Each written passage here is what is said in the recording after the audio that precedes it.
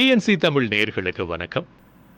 இந்த புதியதோர் உலகு செய்வோம் நிகழ்ச்சியில பாரம்பரிய அரிசி ரகங்களை மீட்டெடுக்க வேண்டும் அப்படின்ற குறிக்கோளோட தொடங்கப்பட்ட மண் வாசனை நிறுவனத்தின் நிறுவனர் திருமிகு மேனகா அவர்கள்தான் நம்மோட இணைச்சிருக்கிறாங்க.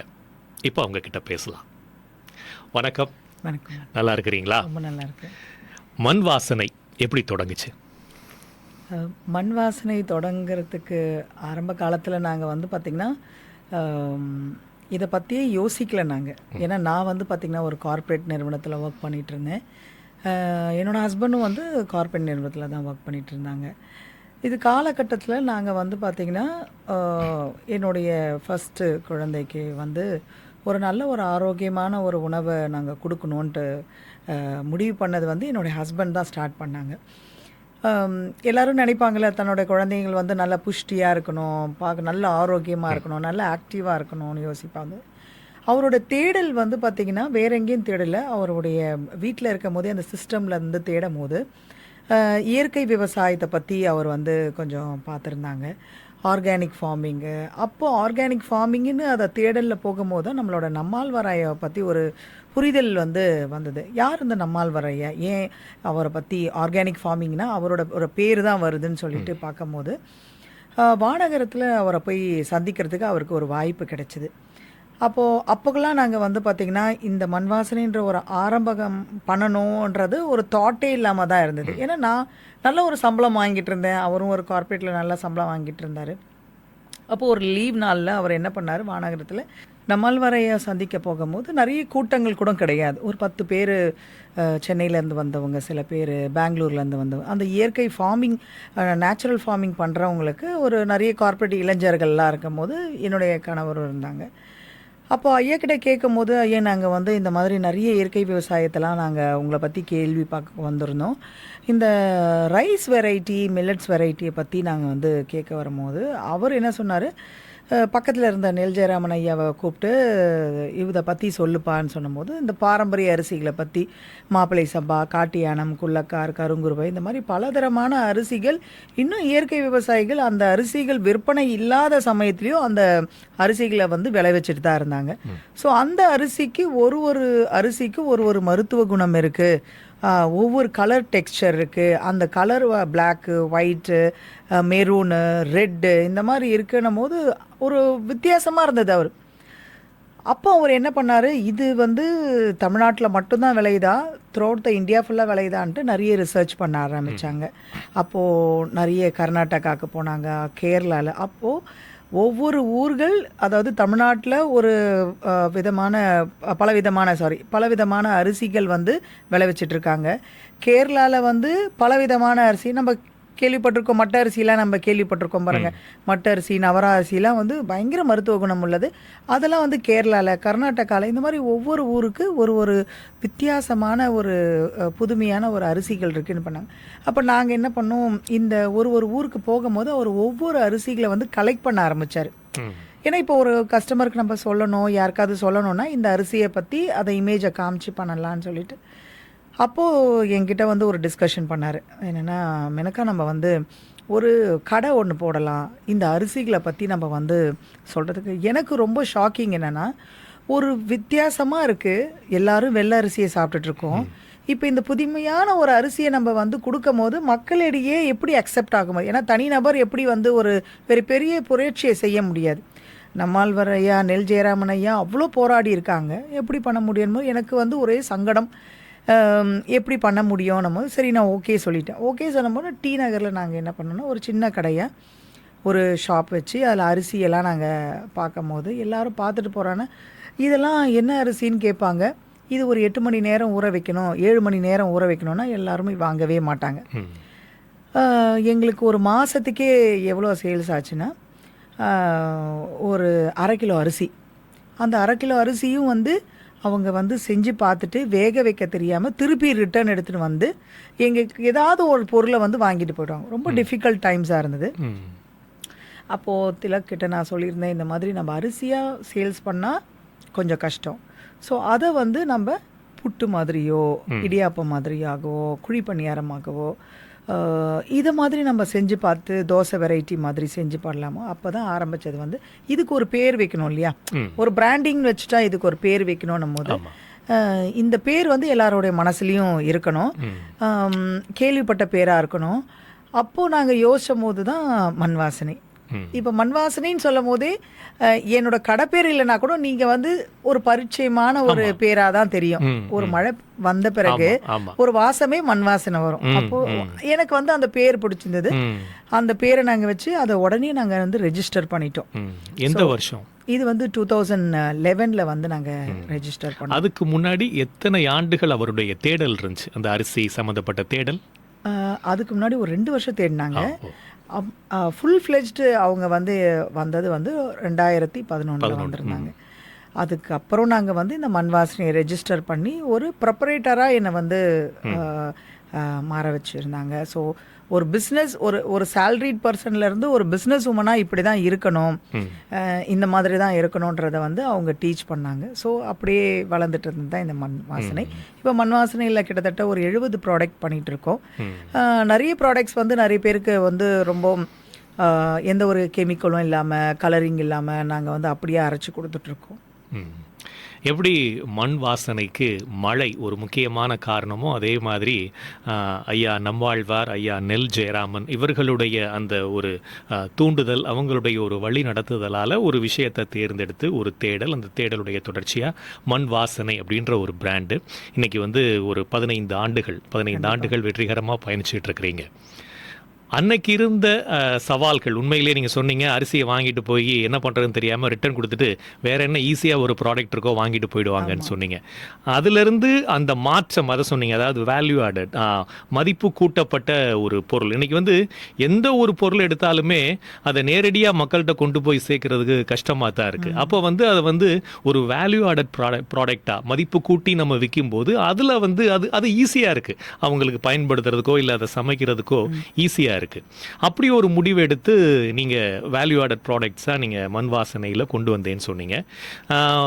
அதற்கு பிறகு இந்த வேல்யூ ஆடட் ப்ராடக்ட்ஸை நீங்க கொண்டு வந்துட்டீங்க. அதற்கு பிறகு எந்த மாதிரியான சவால்களை நீங்க எதிர்கொண்டீங்க? 2011 இருந்து நாங்கள் வந்து ஷாப் வைக்க ஆரம்பிச்சிட்டோம். கிட்டத்தட்ட ஒரு 4 to 5 இயர்ஸ் நாங்கள் வந்து அதில் ஒரு ஏர்னிங் கூட எடுக்கல. எப்படி நாங்கள் என்ன யோசிச்சோன்னா, நான் வந்து பார்த்திங்கன்னா கார்ப்பரேட்டில் இருக்கும்போது மார்க்கெட்டிங் டிபார்ட்மெண்ட்டில் இருந்தேன். ஸோ ஒருத்தவங்களுக்கு நம்ம ஒரு பொருளை கொடுக்குறோன்னா அது ஒரு பெரிய அவேர்னஸ் இருக்கணுன்னும் போது நானும் திலக்கும் சேர்ந்து இந்த அரிசியை பற்றி நம்ம ஒரு திருவிழா நடத்துவோம்னு சொல்லிட்டு ஆரம்பித்தோம்.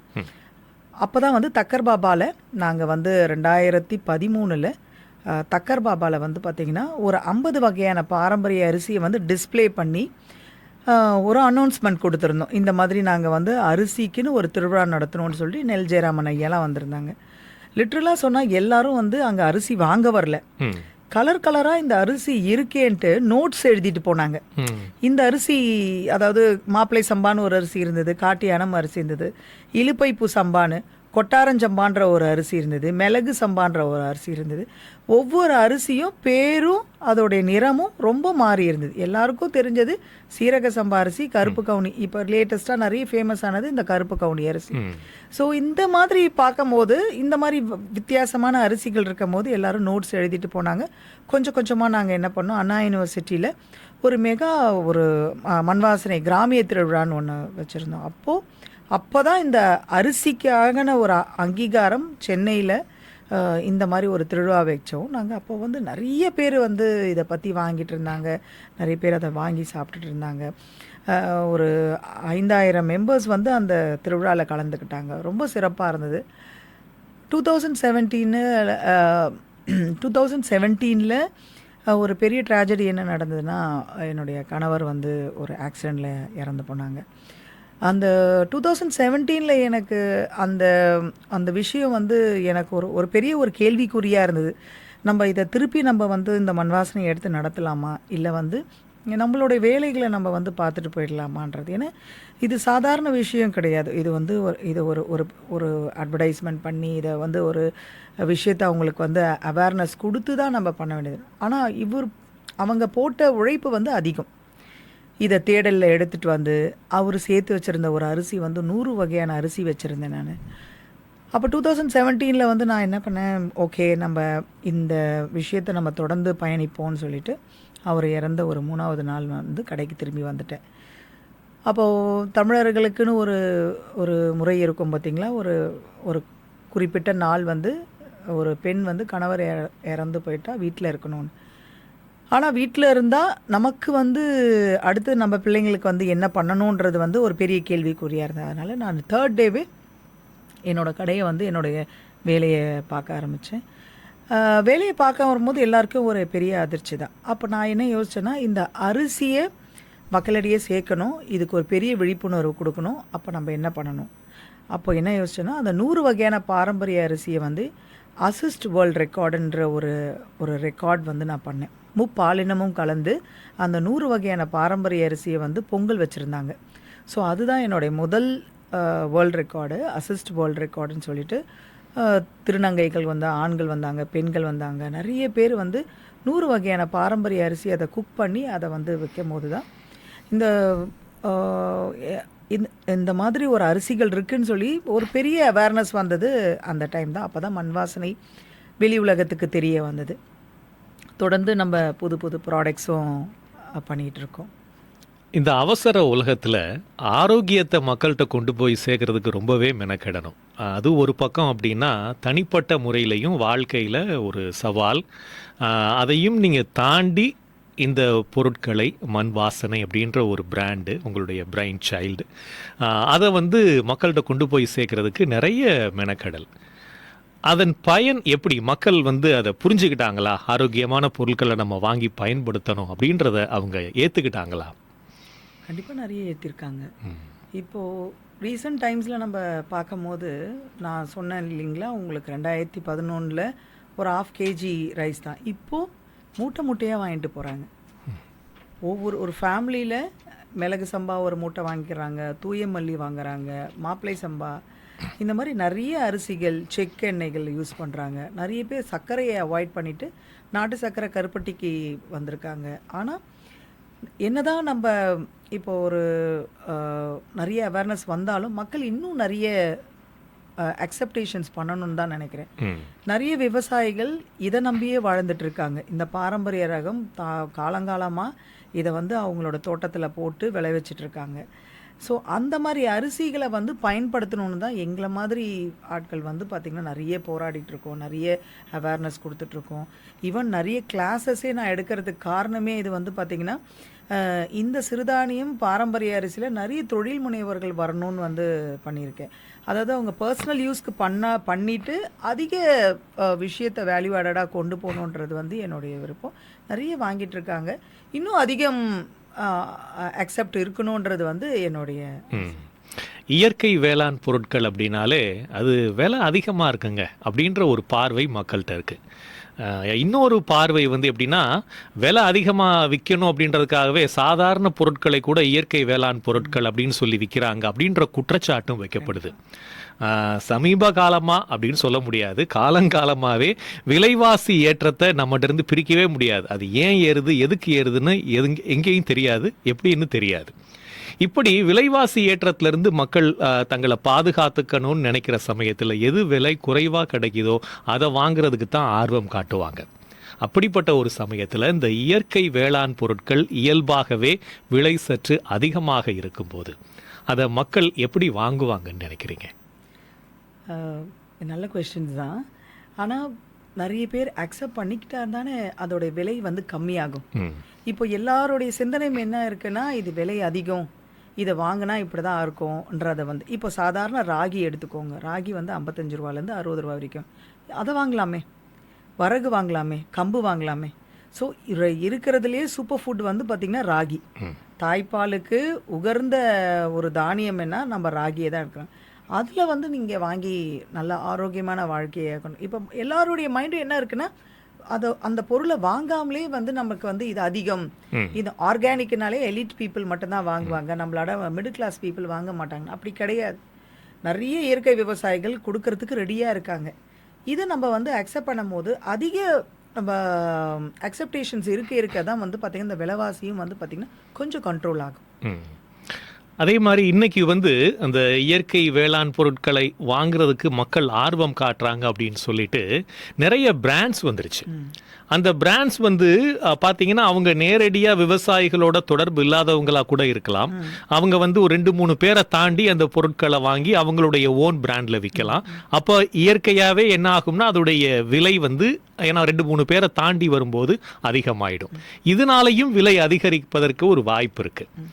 இதை தவிர்க்கக்கூடிய வகையில் இப்போ விவசாயிகளுக்கு வந்து நேரடியாக அவங்களுடைய பொருட்களை உற்பத்தி பொருட்களை விற்பனை செய்கிறது மாதிரியான வாய்ப்புகள் எதுவும் இருக்கா? இருக்குது தாராளமாக. இப்போ நிறைய சந்தைகள் வந்து அதிகப்படியாக சென்னையில் வந்துட்டுருக்கு. இங்கே மட்டும் கிடையாது, நிறைய திருவிழாக்கள், சந்தை, விதை திருவிழா, அரிசி திருவிழா, இந்த திருவிழாக்களில் வந்து பார்த்திங்கன்னா இயற்கை விவசாயிகள் பொருட்களை வந்து நேரடியாக சந்தைப்படுத்துகிறாங்க.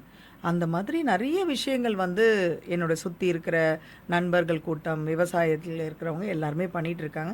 இப்போ அடுத்தடுத்து நிறைய விவசாய சந்தைகளும் வந்துட்டுருக்கு. உற்பத்தி நிறைய டைரெக்டாகவும் பண்ணிகிட்டு இருக்காங்க. பெரிய பிராண்ட்ஸ் என்ன பண்ணுறாங்கன்னா அந்த அந்த ஒரு பேக்கிங் பண்ணி அந்த பேக்கேஜிங்க்கு ஒரு காஸ்ட் பண்ணிடுறாங்க, அது ப்ராசஸிங்க்கு ஒரு காஸ்ட் பண்ணிடுறாங்க. அது பண்ணும்போது என்ன ஆகுதுன்னா அதோட விலை வந்து கூடிடுது. இப்போ இயற்கை விவசாயத்தில் விளைவிக்கிற எல்லா பொருட்களும் வந்து பார்த்திங்கன்னா பூச்சி வண்டு வர்றதுக்கு வாய்ப்புகள் இருக்கும். ஆனால் சில பேர் என்ன நினைக்கிறாங்க, பூச்சி வண்டு வந்துட்டால் இது கெட்டுப்போன பொருள் நினைக்கிறோம். ஆனால் அந்த அந்த வண்டு என்னோட கடைக்கே நிறைய பேர் வராங்கன்னா அவங்க வந்து பார்த்தீங்கன்னா வண்டு தானம்மா, நான் வீட்டில் போய் புடச்சிக்கிட்டு நான் பண்ணுறேன்னு. அந்த புரிதல் வந்து நிறைய பேருக்கு இருக்குது. சில பேர் வந்து ஒத்துக்க மாட்டாங்க. ஆனால் நான் என்ன சொல்றேன்னா அந்த 5 அறிவு ஜீவனுக்கு வந்து பார்த்தீங்கன்னா புரியுது இந்த பொருளில் வந்து கெமிக்கல் இல்லை. 6 அறிவு மனிதர்களுக்கு புரிய மாட்டேது இந்த பொருள் வந்து நல்ல ஒரு பொருள்ன்றது. இதால நிறைய பேர் வந்து வாங்காமலே போயிடுறாங்க. எங்களை வந்து கேட்குவாங்க, ஏன் இந்த மாதிரிலாம் இருக்குது, இது நிறைய நேரம் எங்களால் வச்சுக்க முடியல, ஃப்ரிட்ஜ்லேயே தான் வச்சுக்கணுமான்ற மாதிரி இருக்குது. இந்த புரிதலை புரிஞ்சுக்கிட்டா கண்டிப்பாக நல்ல ஒரு ஆரோக்கியமான ஒரு சமுதாயத்தை வந்து கண்டிப்பாக கொண்டு வரும். உணவுப் பொருட்கள் வந்து நீண்ட நாட்கள் வரணும், கெடாமல் இருக்கணும் அப்படின்றதுக்காக அதை ப்ராசஸ் பண்ணி அதில் சில வேதி பொருட்களை சேர்க்கும் போது தான் அது வந்து கெடாமல் இருக்குது. அதனால அந்த பொருட்களில் இந்த புழுவோ வண்டோ வர்றதில்லை. ஆனால் அதை பற்றிய புரிதல் நமக்கு இல்லாததுனால இயற்கை வேளாண் பொருட்களில் வண்டோ புழுவோ வந்த உடனே இல்லை இது தீங்கானது அப்படின்ற ஒரு மனநிலைக்கு நாம் வந்துடுறோம். இந்த மனநிலை மாறணும் அப்படின்றது ஒரு பக்கம் இருந்தாலும் கூட மக்கள் இந்த பொருட்களை அவங்களுடைய ஆரோக்கியம் சார்ந்து, அதாவது விலை வந்து மற்ற பொருட்களை சந்தையில் மலிவாக கிடைக்கிற பொருட்களை விட விலை அதிகமாக இருந்தாலும் ஆரோக்கியத்தை மையப்படுத்தி இது நம்ம உடலுடைய நலத்துக்கு உகந்ததாக இருக்கும் அப்படின்ற நம்பிக்கை அவர்களுக்கு வரும்போது நிச்சயமாக இந்த மாதிரியான பொருட்களை வாங்குவாங்க. இது தொடர்பான விழிப்புணர்வை நீங்கள் எப்படி மக்கள்கிட்ட கொண்டு போய் சேர்க்குறீங்க? நிறைய யூடியூப் சேனல்ஸ், புக்ஸு. மக்கள் வந்து என்ன யோசிக்கிறாங்கன்னா, இப்போ மாப்பிள்ளை சம்பானா கஞ்சி மாதிரி தான் சாப்பிடணும், கருப்பு கவுனினா பொங்கல் மாதிரி தான் சாப்பிடணும், வரகுனா இட்லி தோசை மாதிரி தான் சாப்பிடணும். நான் என்ன சொல்கிறேன்னா, இதில் இப்போ இருக்கிற ஜென்சி கிட்ஸுன்னு சொல்கிற மாதிரி நிறைய குழந்தைங்கள் வந்து இதில் கட்லெட் செஞ்சால் எப்படி இருக்கும், இதில் வந்து ப்ரௌனி செஞ்சால் எப்படி இருக்கும், கருப்பு கவுனி ப்ரௌனி செஞ்சால் எப்படி இருக்கும், ராகியில் வந்து பார்த்திங்கன்னா பேன் கேக் செஞ்சால் எப்படி இருக்கும்னு இந்த மாதிரி ஒரு விழிப்புணர்வு இப்போ இருக்கிற ட்ரெண்டுக்கு ஏற்ற மாதிரி கொடுத்துட்றேன். ஆனால் மக்கள் என்ன யோசிக்கிறாங்க, இது ஒரு ட்ரெண்டு ஒரு பக்கம் இருந்தாலும் மக்கள் என்ன பண்ணுறாங்கன்னா, இந்த பாரம்பரிய அரிசி சிறுதானியங்களை வந்து தேடி வர்றது எப்போ வராங்கன்னா அவங்க டயபெட்டிக் ஆன பிறகு, அவங்களுக்கு வந்து மூட்டுவாதம் வந்த பிறகு. அப்போ என்ன சொல்லிடுறாங்கன்னா, ஐயோ நம்மளுக்கு வந்து வயசாகிடுச்சு, நம்மளுக்கு வந்து நோய் வந்துருச்சு, ஸோ ஃபுட்டை நம்ம மாற்றணுன்றதுக்காக எல்லா இடத்துலையும் தேட ஆரம்பிக்கிறாங்க. ஆனால் எல்லாருக்கிட்டையும் நான் என்ன சொல்கிறேன்னா, ஃபுட்டு வந்து நம்மளுடைய ஆரோக்கியம் கெட்ட பிறகு வரக்கூடாது. இந்த ஃபுட் வந்து நம்ம ரெகுலரைஸ் ஆகணும்னு தான் நான் நினைக்கிறேன். எவ்ரிடே வெள்ளை அரிசிக்கு பதில் தூயமல்லி எடுத்துக்கோங்க. பாரம்பரிய அரிசி வெள்ளை அரிசி இருக்குது, கிச்சடி சம்பா, ஒட்டு கிச்சடி, இது எல்லாமே வெள்ளை ரக அரிசி. ரொம்ப அருமையாகவும் டேஸ்ட்டாக இருக்கிற ஒரு அரிசி. அதோடைய பழைய சாதம் கூட ரொம்ப அருமையாக இருக்கும். இந்த மாதிரி அரிசிகளை அவங்க எடுத்துக்கிட்டு மற்ற அரிசிகளை வந்து பார்த்திங்கன்னா எப்படி வேணாலும் நம்ம யூஸ் பண்ணலாம். லைக் இட்லி தோசை மாவும் யூஸ் பண்ணலாம், இடியாப்பம், அந்த மாதிரி ஆல்டர்னேட்டாக யூஸ் பண்ணலாம். மக்களிடையே என்ன யோசிக்கிறாங்க, நம்மளுக்கு வந்து டயபெட்டிக் ஆகிடுச்சு, பிளட் ப்ரெஷர் அதிகமாகிடுச்சு, ஏஜிங் ஆகிடுச்சு, ஸோ இந்த நேரத்தில் நம்ம ஃபுட்டை மாற்றணும்னு யோசிக்கிறாங்க. ஆனால் அப்படி கிடையாது. ஏஜ் அதிகமாகிட்டு நம்மளுக்கு என்ன சொல்கிறதுனா பிரச்சனைகள் வந்துட்ட பிறகு உடம்புக்கு வந்து பிரச்சனைகள் வந்துட்ட பிறகு வந்து ஃபுட்டை மாற்ற தேவையில்ல. சின்ன குழந்தைங்கள்லேருந்தே நீங்கள் கொடுங்க. இது வந்து பார்த்தீங்கன்னா, இட்ஸ் நாட் அ மெடிசன் கிடையாது. இது வந்து உணவு. உணவே மருந்துன்னு தான் நம்ம சொல்கிறோம். ஸோ இந்த உணவை வந்து அன்றாட எடுத்துக்கலாம். நார்மல் ஃபுட்டாகவே எடுத்துக்கலான்னு தான் என்னோட ரிக்வெஸ்ட்டே. வரவங்க எல்லாருமே அப்படி தான் சொல்லுவாங்க. என்கிட்ட வர மோஸ்ட்லி நான் பிஏ சோஷியாலஜி முடிச்சிருக்கேன். ஆனால் வரவங்க என்ன யோசிக்கிறாங்கன்னா, மேடம் எனக்கு வந்து இந்த கை கால்லாம் வலிக்குது, மூட்டுவாதம் வந்துருச்சு, முடி கொட்டுது. நான் டாக்டர் கிடையாது மேடம். நீங்கள் வந்து இதை வந்து நார்மலைஸ் பண்ணிக்கோங்க. இது வந்து பார்த்திங்கன்னா மருந்து கிடையாது. இது ஒரு உணவு. நீங்கள் ரெகுலராக இதை எடுத்துக்கோங்கன்னு தான் நாங்கள் சொல்கிறோம். பொதுவா அரிசின்னு சொல்லும்போது, அரிசி சாப்பிட்டா, சோறு சாப்பிட்டா சர்க்கரை நோய் வரும். அதனால வந்து கோதுமை சாப்பிடுங்க, சப்பாத்தி ராத்திரி நேரத்துலலாம் சப்பாத்தி சாப்பிடுங்க அப்படின்ற மாதிரியான ஒரு கருத்து இருக்குது. நிறைய வயதானவர்கள் வந்து ராத்திரி நேரத்துலலாம் வந்து சோறு எடுத்துக்கிறது இல்லை. நிறைய பேர் வயதானவங்க மட்டும் இல்லை, பெரும்பாலும் ராத்திரி நேரத்தில் கோதுமை உணவுகளை பயன்படுத்துகிறாங்க. அதை தாண்டி இள வயதினருக்கு மைதா, பரோட்டா அது வேற கதை, அதை பற்றி நம்ம பேச வேண்டாம். இப்படிப்பட்ட ஒரு சூழல்ல நமக்கு அடிப்படையில் அரிசினாலே பார்த்தீங்கன்னா கடையில் விற்கப்படுகின்ற ஒரு குறிப்பிட்ட ரக அரிசிகள் மட்டும்தான் நமக்கு தெரியும். இந்த பொன்னி அரிசி நல்ல தரமான அரிசின்னு ஒரு மைண்ட் செட் இருக்கும். அப்புறம் வந்து இந்த பிரியாணிலாம் இன்றைக்கி வந்து ரொம்ப பாப்புலராக விற்கிறதுனால பாஸ்மதி, ஜீரக சம்பா இந்த மாதிரி அரிசி வகைகள் மக்களுக்கு தெரியும். இதை தாண்டி பாரம்பரிய அரிசி வகைகளில் உணவே மருந்தாக இருக்கக்கூடிய நிறைய வகைகள் இருக்குது அப்படின்னு நீங்கள் சொல்கிறீங்க.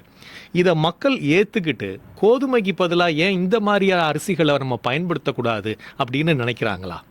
கண்டிப்பாக நினைக்கிறாங்க, மாறிக்கிட்டும் வராங்க. இப்போது பாரம்பரிய அரிசினாலே வந்து பார்த்திங்கன்னா அது வந்து பட்டை தீட்டப்படாத அரிசி. சப்பாத்தினா நார்மலாக போட்டுட்டு சாப்பிட்ணும். ஆனால் சம்டைம்ஸ் நிறைய பேர் என்ன சொல்கிறாங்கன்னா, தமிழ்நாட்டில் இருக்கிறதுக்கும் நார்த் இந்தியா பீப்புளுக்கு நிறைய வித்தியாசங்கள் இருக்குது. அது நம்மளோட உணவு கிடையாது. நார்த் இந்தியன் பீப்புளில் இருக்கிற ஒரு சப்பாத்தி வந்து நம்மளோட உணவு. நம்மளுடைய பாரம்பரியமான உணவு என்னென்னா அரிசி தான். நம்மளோட பிரதான உணவு அரிசி. 40% வந்து நம்மளுடைய விவசாயம் நிறைய விளைச்சல் இருக்கிறதே அரிசி. இந்த அரிசியை பட்டை தீட்டப்படாத அரிசியை சாப்பிட்டா டெஃபினட்டாக அவங்களுக்கு வந்து உணவே மருந்தாகும்.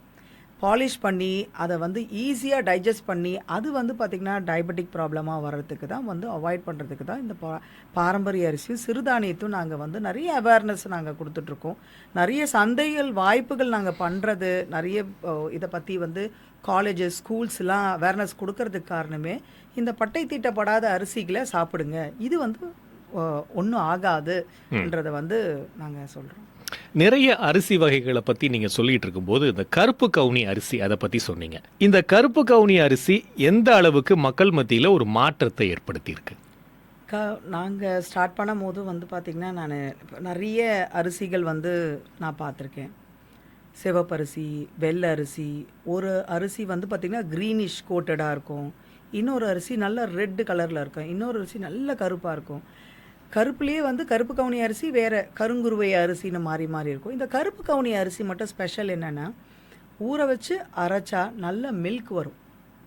மற்ற அரிசியில் அந்த மாதிரி வராது. நல்ல பால் மில்க் மாதிரி நல்ல ஒரு டெக்ஸ்சரான ஒரு, இப்போல்லாம் சொல்கிறாங்க பாருங்கள் சாக்லேட் ப்ரௌனி மாதிரிலாம் சொல்கிறாங்க, அந்த மாதிரி ஒரு ருசி உள்ள ஒரு அரிசி, நல்ல வாசனையாகவும் இருக்கும்.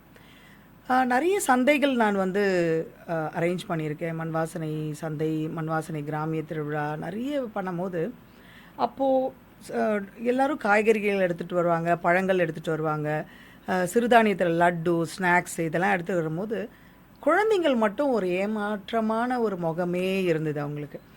நான் நடத்தும் போதெல்லாம் யோசிப்பேன், இந்த குழந்தைங்களுக்கு ஏதாவது நம்ம பண்ணணுமே. ஏன்னா பெரியவங்க சாப்பிட்றாங்க, ஒரு அரிசியை வேக வச்சு அதில் உப்புமா, அது மாதிரி இட்லி, தோசை சாப்பிட்றாங்க.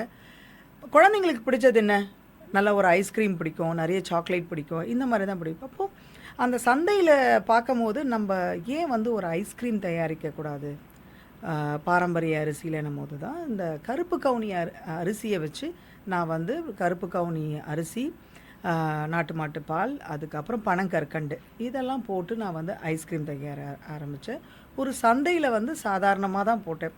வித்தின் ஒரு 2 ஹவர்ஸ்க்குள்ளே அந்த ஐஸ்கிரீம் வந்து சேல் ஆகிடுச்சு. எனக்கு ஒரே ஆச்சரியம், என்னடா இது இந்த மாதிரி ஒரு விஷயத்தை நம்ம வந்து விட்டுட்டோமேன்னு சொல்லிட்டு அந்த ஐஸ்கிரீம் இந்தியாவிலே ஃபர்ஸ்ட் ரைஸ் பேஸ்ட் ஐஸ்கிரீம் நான் தான் பண்ணியிருந்தேன். அது கருப்பு கவுனி அரிசியில். அது பயங்கர ஹிட் ஆகிடுச்சு. நடுவில் கொரோனா வந்தது. கொரோனாவுக்கு அப்புறம் வந்து பார்த்திங்கன்னா இதை வந்து ஒரு பிராண்டிங்காக நான் கொண்டு வந்து அழகாக ஒரு பாட்டில் அந்த கருப்பு கவுனி ஐஸ்கிரீமை வந்து பண்ணி எல்லா சந்தைகளுக்கும் இப்போது நிறைய ஆர்கானிக் ஷாப்ஸுக்கு போயிட்டுருக்கு. ஈரோடு, திருப்பூர், மதுரை, கோயம்புத்தூருக்குலாம் போயிட்டுருக்கு. நிறைய மேரேஜ் ஃபங்க்ஷன்ஸ்க்கு நம்மக்கிட்ட இந்த அமௌண்ட்டெல்லாம் பார்க்க மாட்டாங்க. இந்த கோயம்புத்தூர் பக்கம் அந்த பெல்ட்லலாம் வந்து குறிப்பிட்ட சமுதாயத்தில் இருக்கிறவங்க அந்த கருப்பு கவுனியை விரும்புகிறவங்க என்ன பண்ணுறாங்க, அவங்க மேரேஜுக்கு வந்து எப்போவுமே அவங்களுடைய பிளேட்டில் வந்து பார்த்திங்கன்னா அதை வந்து ஒரு பொங்கலாக வச்சு ஒரு வழக்கம் இருக்குது. அவங்க ஏன் வந்து ஐஸ்கிரீமாக கொடுக்கக்கூடாதுன்றது அவங்க வந்து கல்யாணத்துக்கு ஐஸ்கிரீமாக கொடுக்க ஆரம்பித்தாங்க. பர்த்டே ஃபங்க்ஷன்ஸ்க்கு எனக்கு ஆர்டர் வந்தது. இந்த மாதிரி ஆர்டர் வந்து வித் ஆர்டர் பேசிஸில் நான் இந்த கருப்பு கவுனி பண்ணிகிட்ருக்கேன். இப்போ வந்து கருப்பு கவுனி plus multi millet choco ice cream அது ரெண்டுமே நாங்கள் வந்து பண்ணிகிட்ருக்கோம். இந்த கருப்பு கவுனியிலேருந்து ஐஸ்கிரீம் அப்படின்னு சொன்னீங்க. அதே மாதிரி மக்களுக்கு அன்றாட வாழ்க்கையில் பயன்படுறதுக்கு நீங்கள் வந்து அந்த ரெடி டு ஈட் அந்த மாதிரி மிக்சஸ் நீங்கள் வந்து பண்ணியிருக்கிறீங்க. அதுதான் வந்து இந்த வேல்யூ ஆடட் ப்ராடக்ட்ஸாக இருக்குது. வேறு என்ன செஞ்சுருக்கிறீங்க? தோசா பேட்டர். இப்போது மக்கள் வந்து வீட்டில் எல்லார் வீட்லேயும் மிக்ஸி இருக்கும், கிரைண்டர் இருக்கும். ஆனால் அந்த டைமிங் அவங்க ஊற வச்சு அதை அரைச்சி அந்த பக்குவமாக அரைக்கணும். இட்லி சாஃப்டாக வரணும், கல் மாதிரி ஆகிடக்கூடாது. பாரம்பரிய ரகத்தில் வந்து செய்யணுன்னா கண்டிப்பாக அந்த ஹார்ட்னஸ் வந்துடும். ஸோ இந்த தோசா பேட்டர் வந்து பார்த்திங்கன்னா நாங்கள் மாப்பிளை சம்பா தோசை, மல்டி மில்லட் தோசை, கம்பு தோசை, இந்த 3 வகையான தோசைகளை வந்து நாங்கள் தோசை ப்ளஸ் இட்லி ரெண்டுமே கலந்த மாதிரி இருக்கும். அதை வந்து நாங்கள் தயாரித்து நாங்கள் கொடுத்துட்ருக்கோம். எல்லா இடத்துலையும் வெள்ளை மாவு விற்கிறாங்க. என்ன தண்ணியில் பண்ணுறாங்கன்றது தெரியாது, எப்படி வந்து அவங்க மெத்தட் ஆஃப் அரைக்கிறதுன்னு தெரியாது. நாங்கள் ஹைஜீனிக் மெத்தடில் நம்ம ஆரோ வாட்டர் போட்டு தான் நம்ம வந்து இந்த தோசை பேட்டர்லாம் போட்டிருக்கோம். நல்ல வரவேற்பு கிடச்சிருக்கு. இதை இன்னும் நிறைய பேர் வாங்குறதுக்கு வந்து நிறைய சூப்பர் மார்க்கெட்ஸ் வந்து பார்த்திங்கன்னா அக்செப்ட் பண்ணிக்கணும். எனக்கு அந்த ஒரு கொஸ்டின்ஸ் என்னென்னா, சிறுதானியமாக மக்கள் வாங்குவாங்களான்ற ஒரு கேள்விக்குறி அவங்களுக்குள்ளேயே இருக்குது. ஆரோக்கியமாக விஷயத்த வாங்குவாங்களாம். ஏன்னா நான் முன்னாடி சொன்ன மாதிரி உடம்பு சரியில்லாதவங்க தான் இதெல்லாம் சாப்பிடுவாங்கன்ற ஒரு ஒரு ஒரு ஃபோக்கஸை விட்டுட்டு எல்லாரும் ரெகுலராக எடுத்துக்கணுன்றது தான் என்னுடைய விருப்பம். சமீபத்தில் ஒரு நல்ல லாபகரமான தொழில் அப்படின்னு சொல்லி ஆர்டிக்கிள் எல்லாம் படிக்கும்போது இந்த மாவு விற்கிற தொழில் நல்ல ஒரு லாபகரமான தொழில். ஏன்னா இன்றைக்கி வீட்டில் வந்து அவங்கவுங்க வேலைக்கு போகிறதுனால மாவு அரைக்கிறதுக்கெலாம் நேரம் இல்லை. அரைச்சாலும் அதை ஃப்ரிட்ஜுக்குள்ளே வச்சு ஒரு 4-5 நாள் சாப்பிட்றதுலாம் நல்லா செட் ஆக மாட்டேங்குது. அதனால் எப்பப்போ தேவையோ அப்போ போய் கடையில் போய் மாவு பாக்கெட்டை வாங்கி தோசை ஊற்றிடுறாங்க, இட்லி ஊற்றிக்கிறாங்க. அப்படின்னு அதனால் வந்து அது ஒரு நல்ல பிஸ்னஸ் அப்படின்றாங்க. ஆனால் நீங்கள் வந்து அதிலே ஒரு ஆரோக்கியத்தையும் மக்களுக்கு கொடுக்கணும் அப்படின்ற சிறுதானியங்கள் அடிப்படையில் நீங்கள் வந்து தோசை மாவை நீங்கள் கொண்டு போய் சேர்க்குறீங்க. ஆனால் இதற்கான ஒரு வரவேற்பு, ஏன்னா நீங்கள் சொல்லும்போது திருப்பி ஒரு விஷயத்த சொல்கிறீங்க. அதாவது உணவே மருந்து அப்படின்ற நிலை போய் மருந்தை எதுக்கு நான் உணவாக சாப்பிடணும் அப்படின்ற ஒரு கேள்வி வந்து அதை வந்து உணவை மருந்தாக எடுத்துக்கணும் அப்படின்றத வந்து யோசிக்க மாட்டுறாங்க. அது சிறுதானியம் அப்படின்னாலே அது மருந்து, அதெல்லாம் உணவெல்லாம் சாப்பிடக்கூடாது, அது எனக்கு எப்போ வந்து வியாதி வருதோ நோய் வருதோ அப்போ பார்த்துக்கலாம் அப்படின்னு அந்த மாதிரியான ஒரு மனநிலை இருக்குது. இதை வந்து இன்னும் பரவலாக மக்கள்கிட்ட கொண்டு போய் சேர்க்கறதுக்கு நீங்கள் வேறு என்ன முயற்சிகள் எடுத்திருக்கிறீங்க? அதாவது இந்த ஆரோக்கியமான இந்த மாவு தொழில் இப்போ மக்களிடையே வந்து இட்லினாலே நல்ல வெள்ளையாக நல்ல இருக்கணுன்றது வந்து ஒரு கான்செப்ட் இருக்குது. ஸோ நாங்கள் வந்து தூய மல்லியில் இட்லி தோசை மாவு அரைச்சிட்ருக்கோம். இதை மக்களிடையே சொல்கிறோம், அன்றாட இதை எடுத்துக்கோங்க. இது வந்து வாரத்துக்கு ஒரு நாளோ இல்லை வந்து மாதத்துக்கு ஒரு ஒரு 2 டேஸோ எடுத்துக்கிற ஒரு விஷயம் கிடையாது. எவ்ரிடே எடுத்துக்கிறது தான். இதை பற்றி நாங்கள் இப்போ நாங்கள் அரைக்கிறது இல்லாமல் நான் நிறைய கிளாஸஸும் எடுத்துகிட்ருக்கேன். இதை பற்றி நீங்கள் வீட்லேயே அரைங்க, வீட்லேயே அரைச்சி சாப்பிடுங்க. இப்போ நான் இங்கே சென்னைக்கு மட்டும் தான் சப்ளை பண்ண முடியும். தூத்துக்குடிக்கோ இல்லை திருச்சிக்கோ மதுரைக்கோ திருப்பூர் ஈரோடுக்கோ நம்ம பண்ண முடியாது. அப்போ நிறைய பெண்கள் கேட்குறாங்க இது எப்படி நாங்கள் எடுத்து பண்ணலான்றதை. அதுக்கும் நாங்கள் வந்து சஜஸ்ட் பண்ணிகிட்ருக்கோம். என்னோடய ரிக்வெஸ்ட்டே அதுதான், மக்கள் வந்து விவசாயிகள் விளைவிக்கிறதுக்கு ரெடியாக இருக்காங்க. எங்களை மாதிரி ஆட்கள் வந்து இதை வந்து ஒரு வேல்யூ ஆடட் பண்ணி ஈஸியாக நாங்கள் கொடுக்குறோம். அதை நம்ம வாங்கி ஆரோக்கியமாக சாப்பிட்றத வந்து டெஃபினட்டாக யோசிக்க வேண்டியது இருக்கும். இது மற்ற அரிசிகளோட ஈக்குவலான ப்ரைஸ் தான் இருக்கும். ஆனால் இதை டெஃபினட்டாக இதை வாங்கி சாப்பிட்லாம். எங்களுக்கு நிறைய ஹோட்டல்ஸ்லேருந்து ஆர்டர் வருது, நிறைய கேன்டீன்ஸ்லேருந்து எடுத்துக்கிறாங்க, நிறைய க்ளவுட் கிச்சன்ஸ்லேருந்து எடுத்துக்கிறாங்க.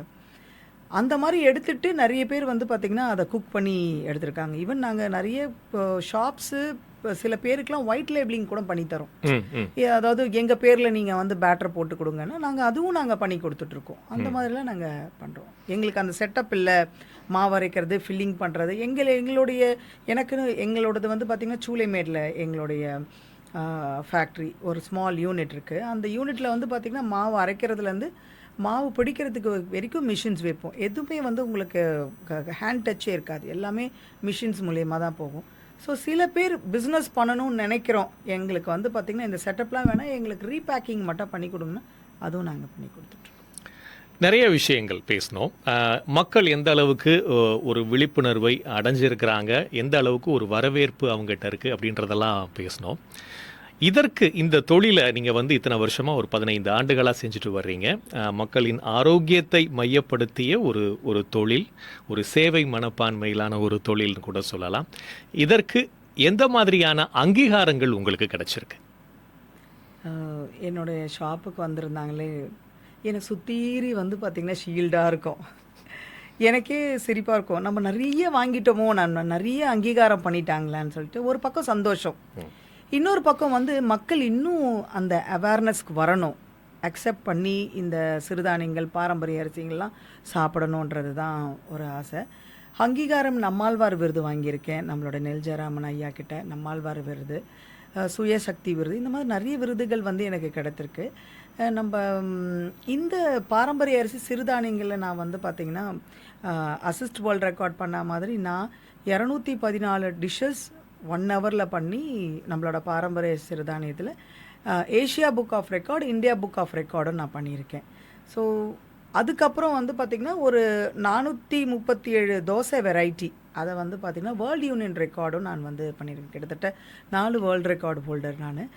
இன்னும் நான் நிறைய பண்ணுன்றதுக்கு காரணம், இது ஏன் நம்ம ரெக்கார்டாக பண்ணிகிட்ருக்கோன்றது காரணம், இவங்க ஏன் இந்த அரிசியில் பண்ணுறாங்க, இந்த அரிசியில் நிறைய வித்தியாசமான ஒரு விஷயங்கள் பண்ணலாமா, வெரைட்டிஸ் ஆஃப் ஃபுட்டு பண்ணலாமான்ற ஒரு சின்ன ஒரு அவேர்னஸ்க்காக தான் நம்ம வந்து இவ்வளோ விஷயத்தை நம்ம வந்து மக்களுக்கு வந்து கொடுத்துட்டே இருக்கோம். அங்கீகாரம் ஈவன் ஸ்டார்ட் அப் டிஎன்லேயும் வந்து பார்த்திங்கன்னா ரொம்பவே சிறப்பாக எனக்கு வந்து அங்கீகாரம் பண்ணி, அதாவது ஒரு விவசாயம் சம்மந்தப்பட்ட ஒரு விஷயத்தை வேல்யூ ஆடட் பண்ணதுக்கு அவங்க வந்து பார்த்திங்கன்னா அங்கீகாரம் பண்ணியிருக்காங்க. ஸ்டார்ட் அப் டிஎன் வந்து 2026 இல்லையா, ஸ்டார்ட் அப் டிஎன் வந்து 2024லேருந்து எங்களுக்கு வந்து பார்த்திங்கன்னா நிறைய சப்போர்ட் பண்ணிகிட்ருக்காங்க. ஸோ அவங்க மூலியமாக தான் நிறைய பேருக்கு வந்து பார்த்திங்கன்னா மண்வாசனை வந்து ஒரு ப்ரிப்பரேட்டர்ஷிப்லேருந்து மண்வாசனை ட்ரெடிஷ்னல் ஃபுட் ப்ரைவேட் லிமிட்டடாக நான் மாற்றினேன் நான். So one of the director நான், என்னோடய மதர் இன்னொரு டைரக்டர். இந்த மாதிரி நிறைய விஷயங்கள் வந்து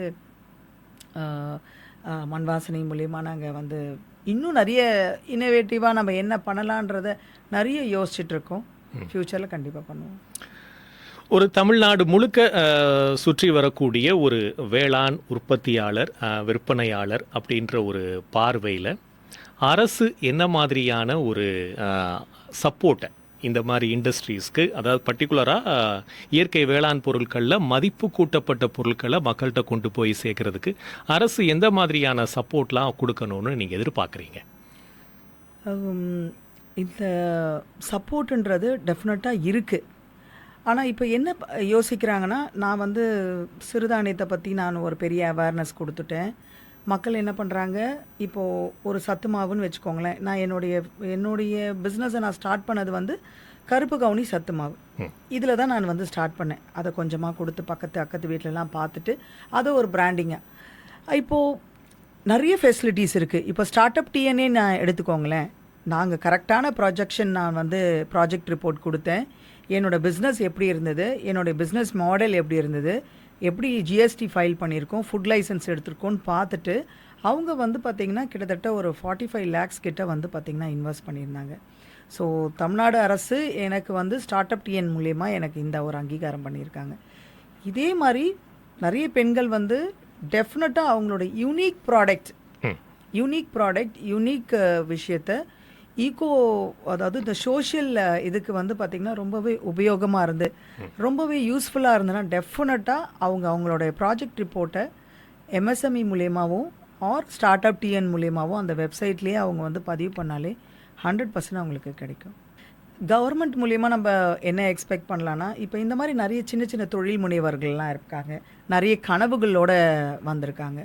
அவங்களுக்கு ஒரு ஸ்மால் லெவல் ஆஃப் இப்போ பெரிய லெவலோடைய ஃபண்டிங் இல்லனாலும், ஒரு small level of funding. So இந்த பிஸ்னஸ ஆரம்பிக்கிறதுக்கு இந்த கட்டத்தில அவங்களுக்கு வந்து உபயோகமா இருக்கும்னு அந்த மாரி ஃபண்டிங் மூலியமா குடுத்துட்டு, அத வந்து ஒரு ஃபாலோ அப் டீம் வச்சு அவங்க வந்து ட்ராக்கிங் பண்ணாங்கன்னா, டெஃபினட்டா வந்து அவங்களுடைய ஒரு ஃபினான்ஷியலி இண்டிபெண்டன்ட்டா ஒரு விமென் இருக்கணும்னு நெனைக்கிறதுக்கு வந்து ரொம்ப உபயோகமா இருக்கும்னு நான் நெனைப்பேன். இப்போ ஒரு ஹஸ்பண்ட் அண்ட் ஒய்ஃப் இருக்காங்க, குழந்தைங்க இருக்காங்க. ஹஸ்பண்டோட சம்பளம் பத்தல. ஒரு ஒய்ஃப் என்ன பண்றாங்க, வீட்ல இருந்தே வந்து கிளவுட் கிச்சன் யூஸ் பண்றாங்க. ஸ்நாக்ஸ் வந்து பேக் பண்ணி சேல் பண்றாங்க. நெறைய ஒரு ஆன்லைன்ல பண்ணிடுறாங்க.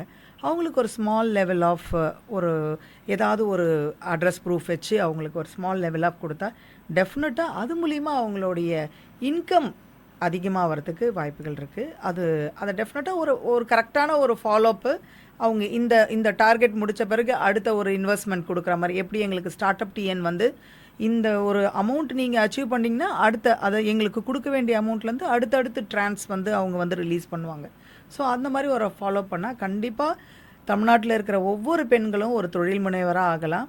நான் ஏன் பெண்கள மட்டும் நானு சொல்றேன்னு நெனைக்கிறேன்னா, பெண்கள் வந்து எல்லா விஷயத்திலயுமே வந்து ஃபோக்கஸ் பண்றாங்க. குழந்தைங்கள பார்க்குறாங்க, வீட்ட பார்க்குறாங்க, வீட்டோட வேலைகள பார்க்குறாங்க. அது மட்டும் இல்லாம இருக்கிற வருமானத்தில எப்படி நம்ம வந்து கொஞ்சம் சேர்த்து வைக்கலாம், குழந்தைங்களுக்கு பார்த்துக்கணும்னு நெனைக்கிறவங்களுக்கு, இந்த உதவி தமிழ்நாடு அரசு வந்து பண்ணாங்கன்னா டெஃபினட்டா இருக்கும். ஏதாவது ஒரு சுயதொழிலுக்கு ஒரு ஸ்மால் இன்வெஸ்ட்மென்ட் இருந்தா டெஃபினட்டா இருக்கும். நிறைய விஷயங்கள பகிர்ந்துக்கிட்டீங்க. பொதுவா ஒரு ஆணுடைய வெற்றிக்கு பின்னாடி ஒரு பெண் இருப்பாங்க அப்படின்னு சொல்லுவாங்க. அப்படி ஒரு ஆணின் வெற்றிக்கு பின்னாடி இருந்ததோட மட்டும் இல்லாம, அந்த வெற்றியா நீங்களே மாறி இன்னைக்கு மண் வாசனை பயணத்துல இருக்கிறீங்க. இன்னும் பல உயரங்கள தொட டிஎன்சி தமிழ் சார்பா வாழ்த்துக்கள தெரிவிச்சுக்கிறோம். நன்றி, வணக்கம்.